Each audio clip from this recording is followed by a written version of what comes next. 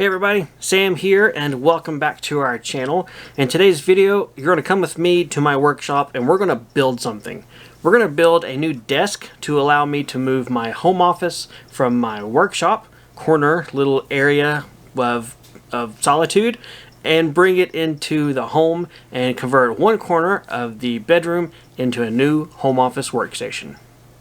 A couple of weeks back, I was approached by a company called Flexispot who wanted to know if I would be interested in receiving one of their sit-stand desk frames and then creating a desk on top and sharing it with you guys.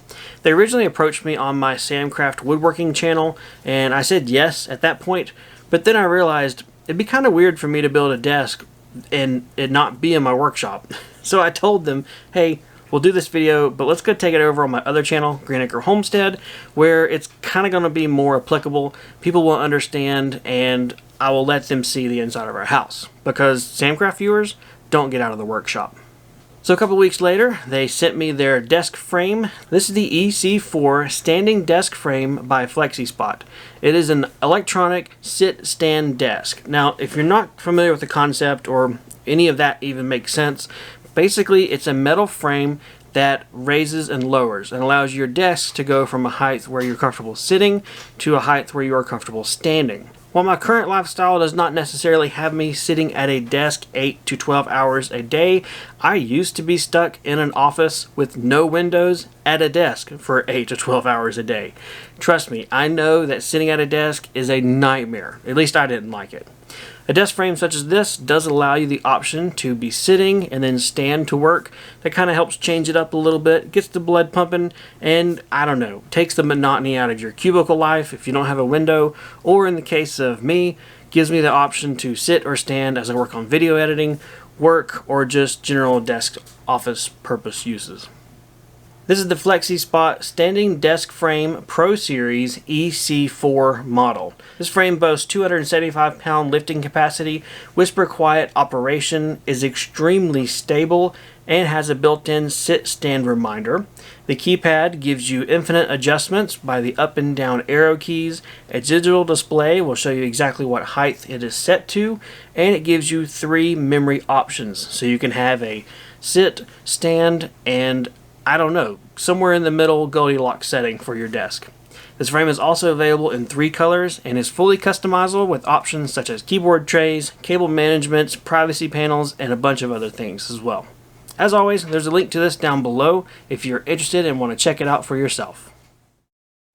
I have the base frame all assembled and the control board and then the buttons and everything. That's designed to mount to the underside of your desktop. I don't have that built yet, so it's just laying here on top of my workbench, and this whole thing is still sitting upside down.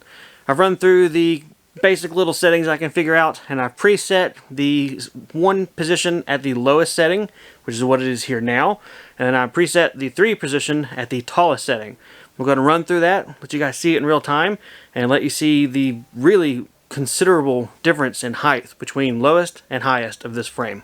So this is the lowest.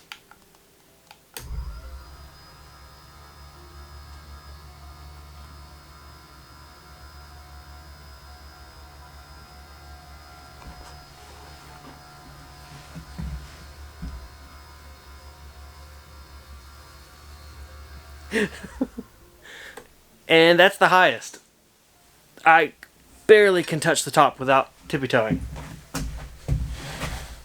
This tall. So yeah, that is pretty amazing range for this thing, which is cool because obviously not everyone in the world is the same height or sits or stands at the same height, so that is very cool. Also like how quiet this thing is and smooth, very smooth. It has soft stop and start. See how it slowed down there? Slow stop and slow start, whatever. So that is the base frame assembly. Overall, super easy to put together. Everything was straightforward with the instructions. Everything was straightforward with the 1 Allen wrench you use, which was also included, and I had no problems at all. So I give it 2 thumbs up on the ease of assembly, the legibility of instructions, and everything of the sort. That seriously was not bad at all. Now we can have fun creating a custom desktop tabletop for this thing to be legit. I put a pile of scrap right here on my workbench and table saw. This is 1/2-inch Baltic birch plywood. Okay, technically it's 13mm Baltic birch, but for those in the US who refuse to use the metric system, or just forced by imperial rule in the land of freedom, we call it 1/2-inch. This is not scrap. This is good stuff. That's the reason I've kind of kept it. This is leftover plywood bits from other projects and things that I've kept that I think today will finally get a use for. I want to make this desktop 2 layers thick of plywood, so I think using the scrap will be a perfect win-win situation. I've already cut the first sheet, the 2x4 solid piece of plywood, and it's sitting over there behind you guys. My goal is to take this pile of scrap, rip it into a bunch of strips of wood, and give an artistic flair to this desk.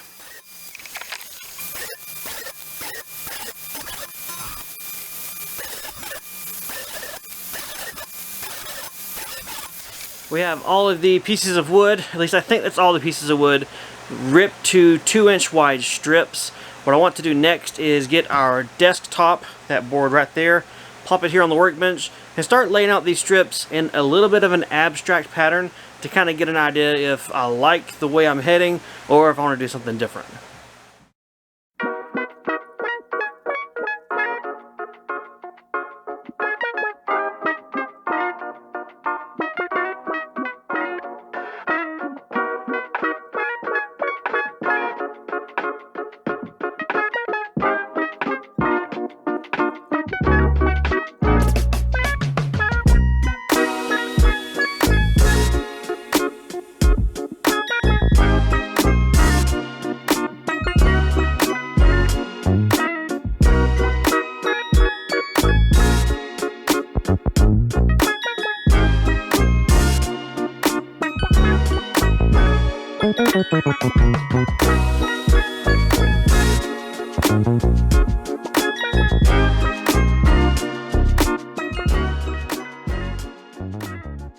Got a design that I like.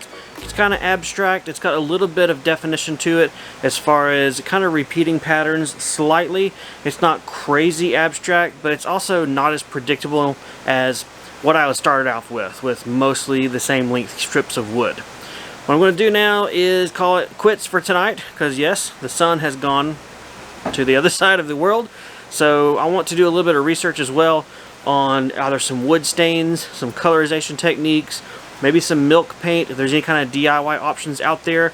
I want to give this thing some color. I don't want it to be solid color. I want to be able to still see the wood grain behind it, but I also don't want to spend a lot of money on this. So, put our thinking caps on, do a little YouTube surfing, get some rest, and see you guys tomorrow. In order to keep track of where all these pieces go, since Elijah and I spent so much time picking a pattern that we like, I'm going to carefully flip each one over one at a time and write a number on the back of it with a pencil. That way, whenever we sand all these up and probably jumble them, we'll at least know numerically what order they should go in.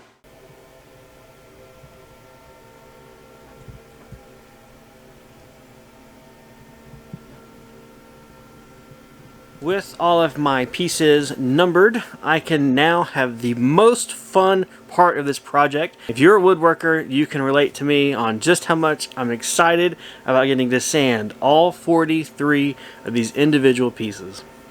Yay. We are finished sanding, finally. We also took all the pieces out front on the porch of my workshop and blew off all the dust of the air compressor hose.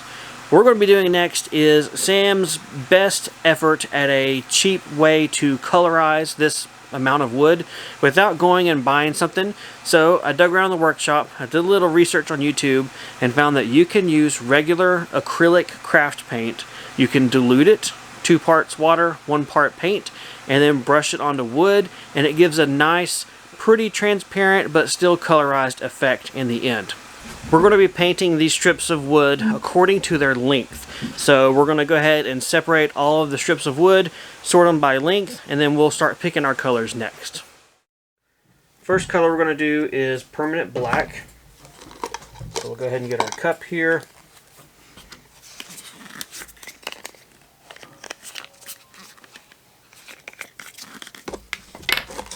Alright. We're going to make one of these cups just be our cleaning water.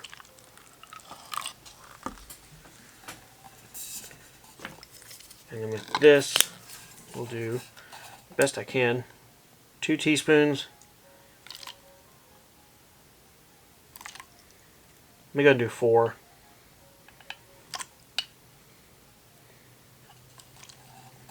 Alright, 4 teaspoons of water. So Elijah, what's half of 4? 2. Mm-hmm. And then we'll do 2 teaspoons of paint. Approximately. And I'll mix it up really well. Now we're ready to start brushing. Let's see how it looks.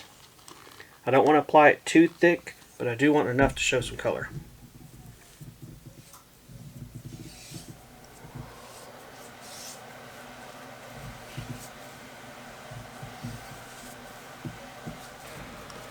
Once it dries, I bet there will be a tiny bit of the wood. Like right now I can sort of see the grain. I think you're right. Like up here it looks really nice. 1 down, 42 to go.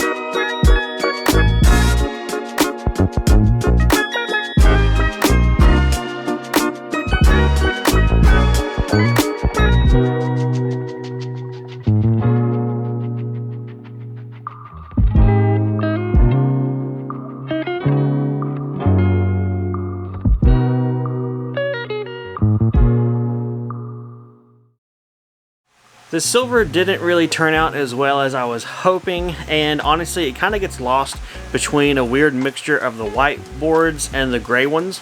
I've looked around at the paint box that I've got, and I've come up with the decision to change the paint color of the silver over to this green-gray paint. I hope this color will turn out appropriately. I want to add some color, but I don't want to have this one particular shade really just pop and stand out. I want to let the copper and the gold be the color aspects and everything else be a little more muted in shades. So I'll go ahead and mix up my same dilution, 1 part paint, 2 parts water, and we'll go ahead and paint over these silver blocks with the green-gray paint, and hopefully it all works out great.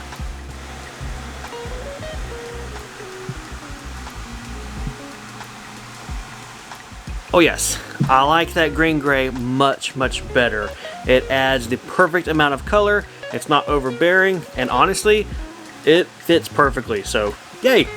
Now all I have to do is wait for that to dry, and then I can go ahead and start assembling all of this onto the backer board for this desktop and actually start putting this thing together. I'm ready to go ahead and begin gluing everything down. The most important piece to begin with is the piece you begin with. That's also the reason that I made the, top and bottom or front and back, depends on how you look at the desk. That's the reason I made those solid pieces. I knew that I needed to help myself as much as possible in making sure everything lines up and it's perfectly, or as close as possible, parallel with the actual desk itself. So the first piece is going to get glued down, and then I'm going to clamp it into place. From there, as long as that first piece is lined up like I want it, it should not be very skill intensive to be able to just glue everything down, smush it in place against that first one, and kind of work my way along as I go. It has been a couple of hours, and all of the glue is now dry with this desktop, and it's going to be hard for me to hide that I am extremely happy with how this turned out. Choosing to do the green, changing my mind on those, was awesome. It worked out great. I love that it adds a little bit of color, but it's still within the gray realm. and then it allows the copper and the gold to pop as well. So, very, very excited, very pleased. Now we can move on to the next step, which is honestly one that I'm a little bit nervous about. I need to somehow get this whole desktop onto my table saw and trim off all the excess. Right, left, front, back, whatever you want to call it. I need to cut this desktop to final size. Here we go. To give myself as much hope as possible that I don't chip off these pieces of wood and everything that I've done, I'm going to apply a layer of masking tape.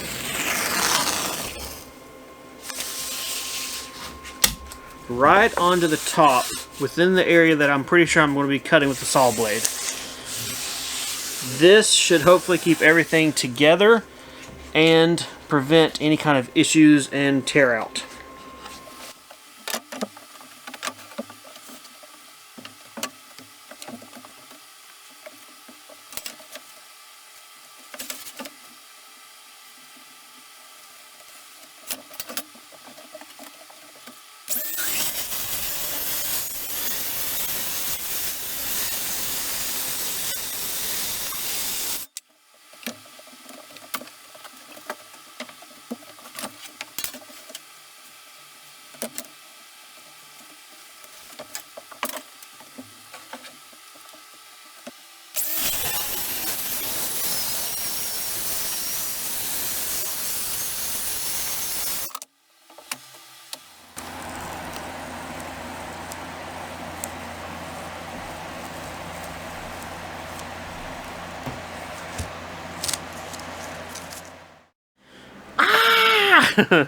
I am really happy that all that worked. The blue painter's tape did wonderful for allowing me to trim this desktop to final dimensions on a table saw, and I had zero tear out and splintering. Awesome. So what I'm going to do next is apply my top coat finish. For that, I'm choosing to use some plain clear shellac. I don't want to use anything that can react to the paint that I put on the wood, and I also don't want to use a spray finish because that would just take forever.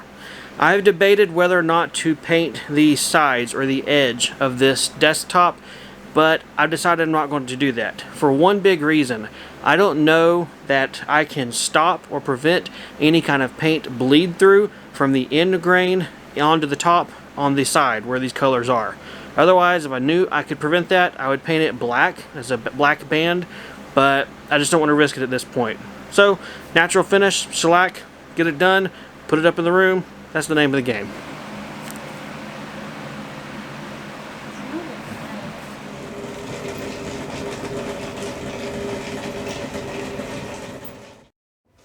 Okay, so I'm pulling this out. Let that board, let the board fall. Good.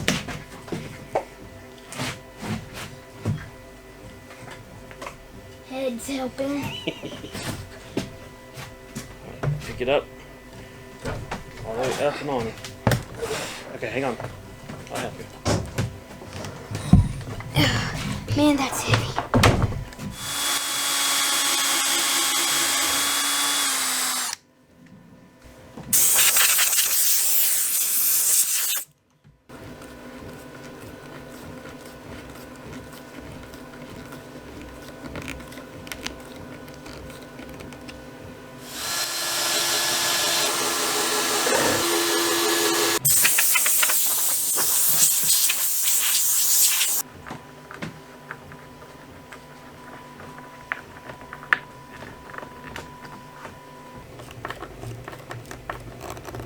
Now we'll go ahead and say this, as you're watching, you probably are thinking that is a very interesting pack of hardware that company provided you. Well, I lost the original pack of hardware that came with this desk as far as mounting it. In reality, this has taken me about a week's worth of work to put together, and just in that time frame, it grew legs. So, I'll go ahead and let you know that it does originally come with all the hardware and everything you need to mount it. You shouldn't be improvising screws like I am, stealing washers off of roofing screws, and otherwise pilfering your workshop. That being said, I'm still making do, and it's turning out alright.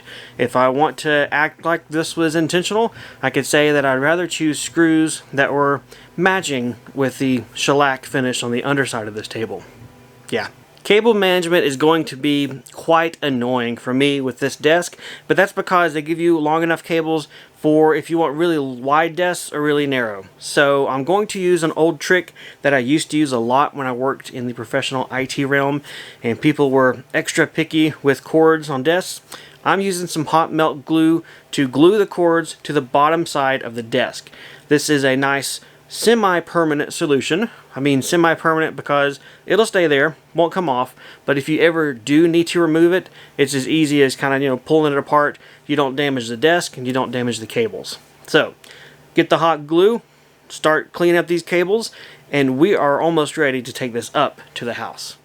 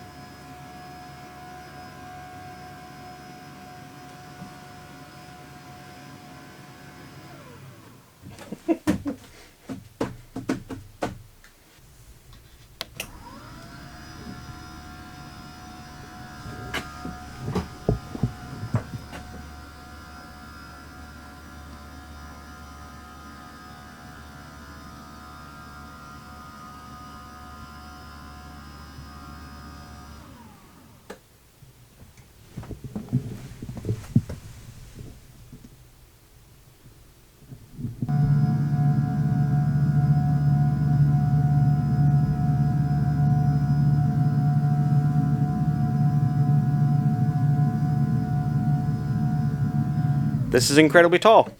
I don't know what you would have this for other than, I don't know, a bar stool for Sam, or, well, if you're much taller than me, which probably most people are, this might be a comfortable height for standing and doing stuff.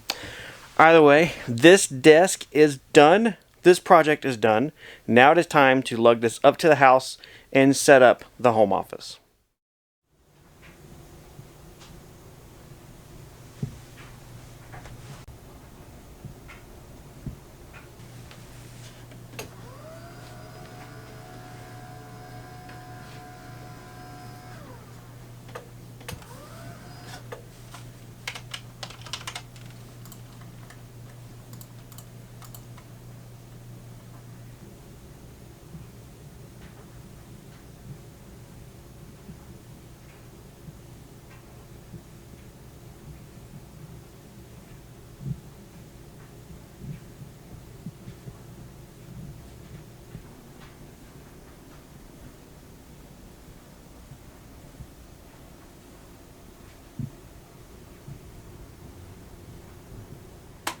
I'll say this is the easiest desk to work underneath of. It definitely raises up tall enough to have plenty of headroom. Well, I'm sitting in my desk chair. I'm not really that short, but plenty of headroom to do some cable management, which, oh my goodness, I've really got to address the cable management. Well guys, I am pleased with how this turned out. I actually really like the colors and the design and just the overall appearance of this desktop.